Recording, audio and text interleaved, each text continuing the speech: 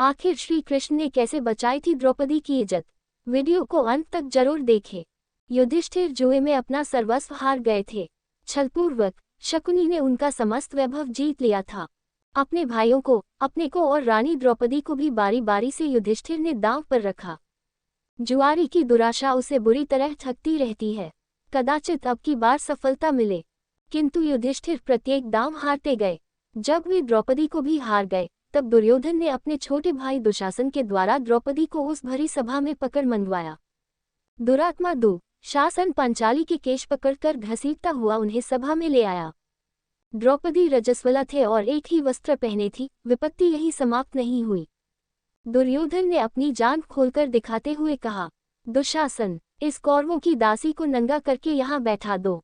सभा भरी थी। वहां धृतराष्ट्र थे, पितामह थे, द्रोणाचार्य थे, सैकड़ों सभासद थे, वयोवृद्ध विद्वान थे, शूरवीर थे और सम्मानित पुरुष भी थे। ऐसे लोगों के मध्य पांडवों की वह महारानी, जिसके केश राजसूय के अवभूत स्नान के समय सिंचित हुए थे, जो कुछ सप्ताह पूर्व ही चक्रवर्ती सम्राट के साथ साम्राज्य के रूप में समस्त नरेशों द्वारा वंदित हुई थी, रजस्वला होने की स्थिति में केश पकड़कर घसीट लाई गई और अब उसे नग्न करने का आदेश दिया जा रहा है। होने को वहां विदुर भी थे, किंतु उनकी बात कौन सुनता? द्रौपदी ने अनेक बार पूछा। युधिष्ठिर जब अपने आप को हार चुके थे, तब उन्होंने मुझे दांव पर लगाया था, अतः धर्मत मैं हारी गई या नहीं? किंतु भीष्म जैसे धर्मज्ञों ने भी कोई निश्चित उत्तर नहीं दिया। जिसकी भुजाओं में 10,000 हाथियों का बल था, उस दुरात्मा दुशासन ने द्रौपदी की साड़ी पकड़ ली। मेरे त्रिभुवन विख्यात शूरवीर पति! द्रौपदी व्याकुल होकर इधर उधर देख रही थी कि कोई उसकी रक्षा करेगा, किंतु पांडवों ने लज्जा तथा शोक के कारण मुख दूसरी ओर कर लिया था। आचार्य द्रोण, पितामह भीष्म, धर्मात्मा कर्ण। द्रौपदी ने देखा कि उसका कोई सहायक नहीं। कर्ण तो उल्टे दुशासन को प्रोत्साहित कर रहा है और भीम, द्रोण आदि बड़े बड़े धर्मात्माओं के मुख दुर्योधन द्वारा अपमानित होने की आशंका से बंद हैं और उनके मस्तक नीचे झुके हैं। एक वस्त्रा अबला नारी उसकी एकमात्र साड़ी को दुशासन अपनी बल भरी मोटी भुजाओं के बल से झटके से खींच रहा है। कितने क्षण द्रौपदी साड़ी को पके रह सकेगी?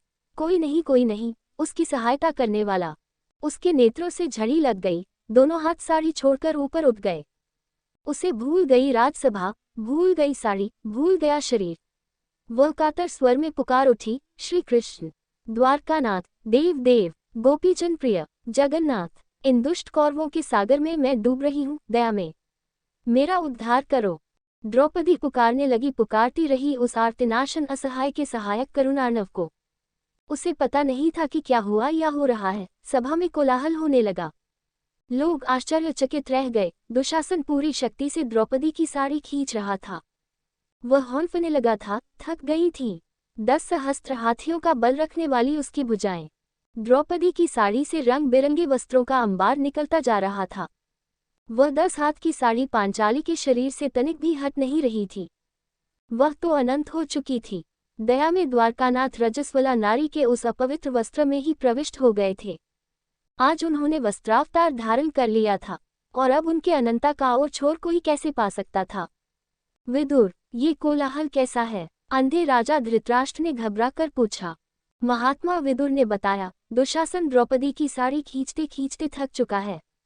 वस्त्रों का ढेर लग गया है। आश्चर्यचकित सभासदों का ये कोलाहल है। साथ ही आपकी यज्ञशाल में श्रृंगाल घुस आए हैं और रो रहे हैं। दूसरे भी बहुत से अपशकुन हो रहे हैं। द्रौपदी सर्वेश्वर श्रीकृष्ण को पुकारने में तन्मय हो रही है। उन सर्वसमर्थ ने अभी तो उनकी साड़ी बढ़ा दी है, किंतु यदि शीघ्र पांचाली को प्रसन्न नहीं करते, तो श्रीकृष्ण का महाचक्र कब प्रकट होकर एक क्षण में आपके पुत्रों को नष्ट कर देगा, यह कोई नहीं कह सकता।